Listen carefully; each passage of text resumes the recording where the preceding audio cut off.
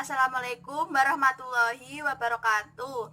Nama saya Anita, NIM 190121103x87.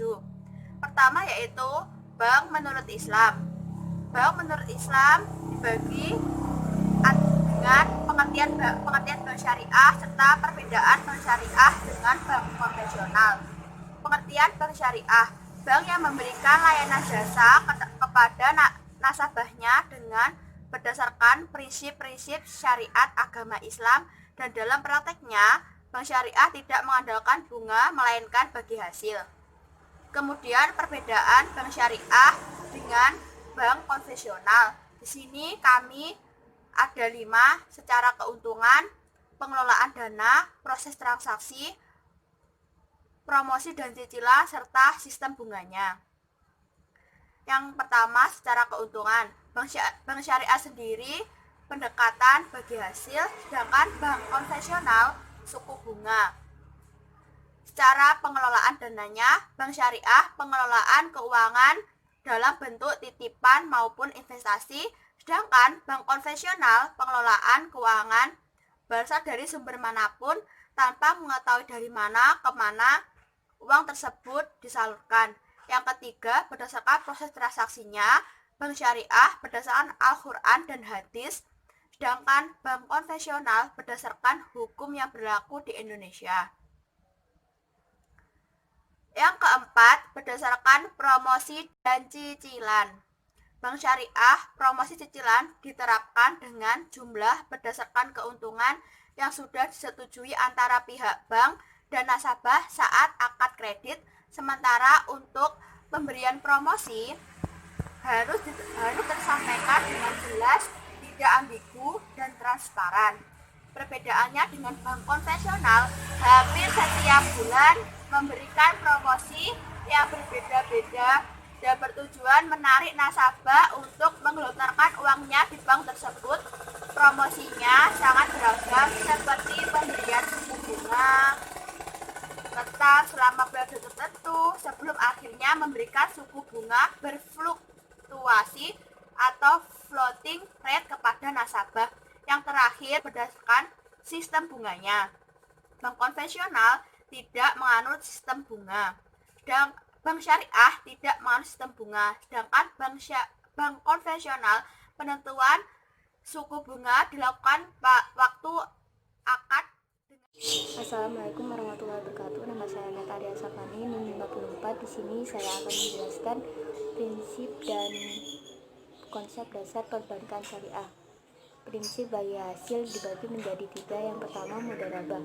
Menurut Wahbah Az-Zuhaili mengemukakan bahwa pemilik modal menyerahkan hartanya kepada pengusaha untuk diperdagangkan dengan pembagian keuntungan yang disepakati dengan ketentuan bahwa kerugian ditanggung oleh pemilik modal, sedangkan pengusaha tidak dibebani kerugian sedikitpun kecuali kerugian berupa tenaga. Contohnya, si A sebagai pemilik modal dan si B sebagai pengelola melakukan kerjasama usaha selama 12 bulan. Nah, pemilik modal si A memberikan modal usaha sebesar 50 juta, kemudian keduanya menyepakati nisbah bagi hasil 40/60 atau 40% keuntungan pada sahibul mal. Yang kedua, musyarakah. Secara bahasa berarti mencampur. Musyarakah dikenal juga dengan istilah syirkah. Musyarakah merupakan akad kerjasama di antara para pemilik modal yang mencampurkan modal mereka untuk tujuan mencari keuntungan. Prinsip musyarakah yaitu perjanjian antara pihak-pihak untuk menyertakan modal dalam suatu kegiatan ekonomi dengan pembagian keuntungan atau kerugian sesuai nisbah yang disepakati.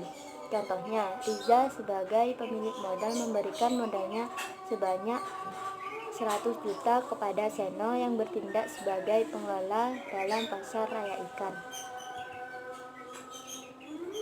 Musyarakah dibagi menjadi 4 jenis. Yang pertama, syirkah al-inan, syirkah al-wujuh, syirkah abdam, syirkah muafadah. Prinsip wadiah adalah titipan nasabah yang harus dijaga dan dikembalikan setiap saat apabila nasabah yang bersangkutan menghendaki. Rukun wadiah terdiri atas pihak yang berakat, yakni orang yang menitipkan disebut muwadi, dan orang yang dititipkan barang disebut wadi. Objek barang yang diakadkan siwot dan terima, contohnya pada e-money. Prinsip jual beli atau al-buyu. Yang pertama, murabahah adalah akad jual beli di antara dua belah pihak di mana pembeli dan penjual menyepakati harga jual yang terdiri atas harga beli ditambah ongkos pembelian dan keuntungan bagi penjual. Yang kedua, salam. Salam adalah pembelian barang dengan pembayaran di muka dan barang diserahkan kemudian. Syarat utama adalah barang atau hasil produksi yang akan diserahkan kemudian tersebut dapat ditentukan spesifikasinya secara jelas seperti jenis, macam, ukuran, mutu, dan jumlahnya. Ketiga, istisna. Proses istisna merupakan proses pembuatannya sesuai dengan pesanan pembeli dan pembayaran dilakukan di muka sekaligus atau secara bertahap. Dalam istisna, akad jual beli terjadi antara al-mustasni pembeli dan al-sani produsen juga bertindak sebagai penjual. Beberapa ketentuan umum dalam istisna yakni spesifikasi barang, pesanan harus jelas, dan sebagainya. Pendapatan sewa. Secara prinsip ijarah sama dengan transaksi jual beli, hanya saja yang menjadi objek dalam transaksi ini adalah dalam bentuk manfaat. Menurut fatwa DSN MUI nomor 9/DSN MUI _4/2000 tentang syarat ijarah. Yang pertama, siwat ijarah yaitu ijab kabul. Yang kedua, pihak-pihak yang berakad, objek akad atau ijarah. Wakalah. Wakalah adalah transaksi di mana pihak pertama memberikan kuasa kepada pihak kedua sebagai wakil untuk urusan tertentu di mana pihak kedua mendapatkan imbalan berupa komisi. Contohnya apabila nasabah memberikan kuasa pada bank untuk mewakili dirinya melakukan jasa tertentu seperti transfer uang. Kafalah atau garansi bank adalah akad pemberian jaminan yang diberikan oleh kafil atau penjamin kepada makful atau penerima jaminan, dan penjamin bertanggung jawab atas pemenuhan kembali suatu kewajiban menjadi hak penerima jaminan. Jual beli valuta asing adalah akad jual beli suatu valuta asing dengan valuta asing lainnya.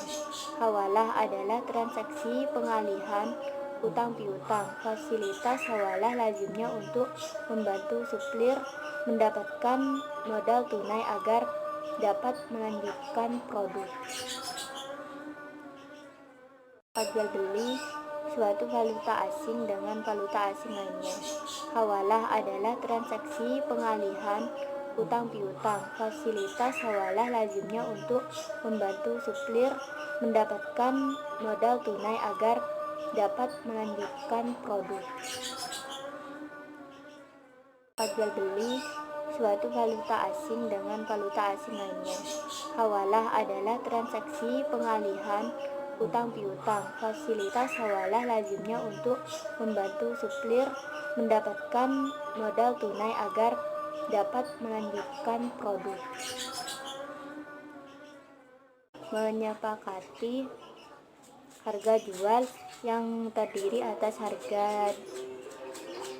harga beli ditambah ongkos pembelian dan keuntungan bagi penjual. Yang kedua, salam.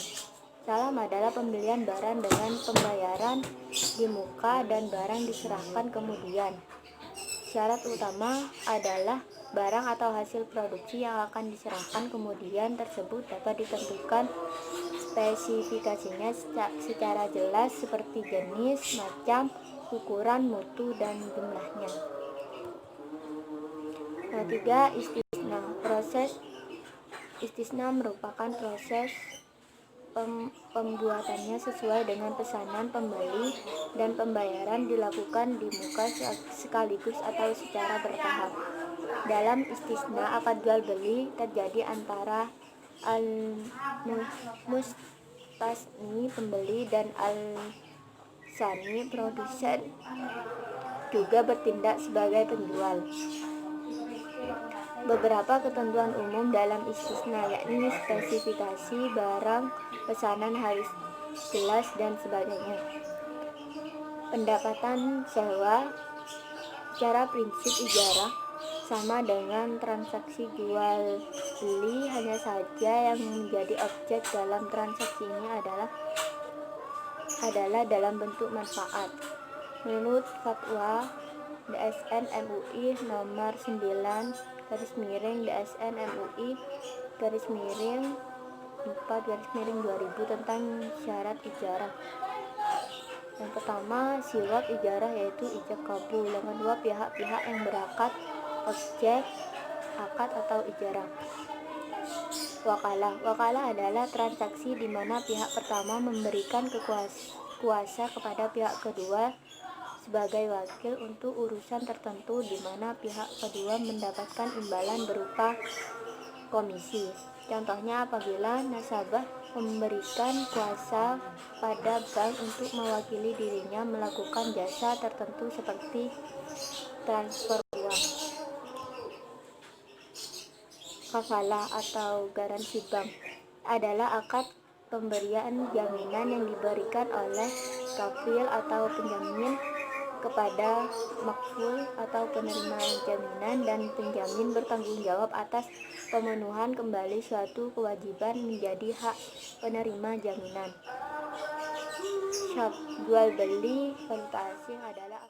Assalamualaikum warahmatullahi wabarakatuh. Perkenalkan, nama saya Nurul Hafatus Solehah, NIM 19072110039, akan menjelaskan tentang penyelesaian sengketa dalam Islam atau arbitrasi syariah. Penyelesaian sengketa dalam Islam atau arbitrasi syariah itu dibagi menjadi 3, yaitu secara damai, yaitu asulih, secara arbitrase itu at-tahkim, yang ketiga melalui lembaga peradilan atau al-qada. Dan di sini secara damai atau asuhi itu berarti perdamaian. Perdamaian adalah jalan yang diambil untuk menyelesaikan sengketa dengan cara musyawarah untuk menemukan solusi bagaimana perselisihan yang terjadi di antara dua pihak. Rukun dalam asulih yaitu 1, adanya pihak yang bersengketa yaitu orang yang cakap dalam hukum. Yang kedua, adanya objek persengketaan yaitu hal yang menjadi titik permasalahan. Yang ketiga, adanya lafaz pertanyaan damai. Yang kedua yaitu secara arbitrase atau at-tahkim. Secara arbitrase yaitu tempat bersandarnya dua orang yang bersengketa kepada seseorang yang mereka tunjuk sebagai penengah atau orang yang diridhoi keputusannya untuk menyelesaikan pertikaian pada pihak yang bersengketa tersebut. Yang ketiga yaitu melalui lembaga peradilan atau al-qada. Secara etimologi, qada artinya memutuskan atau menetapkan. Qada adalah lembaga peradilan yang bertugas untuk menyampaikan keputusan hukum yang mengikat. Biasanya cara ini digunakan apabila kedua belah pihak belum menemukan hasil atau tidak menemukan titik terang dalam penyelesaian sengketa, meskipun sudah menggunakan dua jalur di atas. Hukum tentang penyelesaian sengketa melalui lembaga peradilan terdapat dalam Quran Surat Al-Baqarah ayat 213. Yang selanjutnya adalah makna fikih tentang perbankan dan arbitrase. Makna fikih tentang perbankan dan arbitrase adalah rotasi pertukaran, sebab kepemilikan sama dengan rotasi pertukaran bendanya itu sendiri. Dan alat bukti otentik adalah alat bukti yang mempunyai nilai pembuktian mutlak atau bagi pihak-pihak yang berkepentingan, sedang ikrar atau pengakuan hanyalah bukti relatif bagi yang menyatakan. Kaidah-kaidah tentang perbankan syariah adalah yaitu pada ayat la yajuwaru bi ahadin ay yasurrafa fi milkil ghairi bila idanihi, yang artinya tidak dibenarkan seseorang mendistribusikan milik orang lain tanpa adanya pemberian otoritas dari kepemilikannya. Selanjutnya adalah kaidah-kaidah tentang perbankan syariah. Yang pertama adalah la yajuru li ahadin an tasarrufa fi milkil nawairi bila idnihi. Itu tidak dibenarkan seseorang mendistribusikan milik orang lain tanpa adanya pemberian otoritas dari kepemilikannya. Yang kedua yaitu al-amru bitasarrufi milkil ghairi batilu. Itu pemerintah menafsirkan memanfaatkan properti orang lain tanpa izin pemilikannya adalah batal. Yang selanjutnya adalah kaidah-kaidah ekonomi tentang arbitrase ekonomi. Yang pertama adalah al-bayyinatu hujjatu mutahadiyata au iqrari hujjata qasiratu. Itu alat bukti otentik adalah alat bukti yang mempunyai nilai pembuktian mutlak bagi pihak-pihak yang berkepentingan, sedang ikrar pengakuan hanyalah bukti relatif bagi yang menyatakannya. Sekian yang biasa saya sampaikan, kurang lebihnya mohon maaf. Assalamualaikum warahmatullahi wabarakatuh.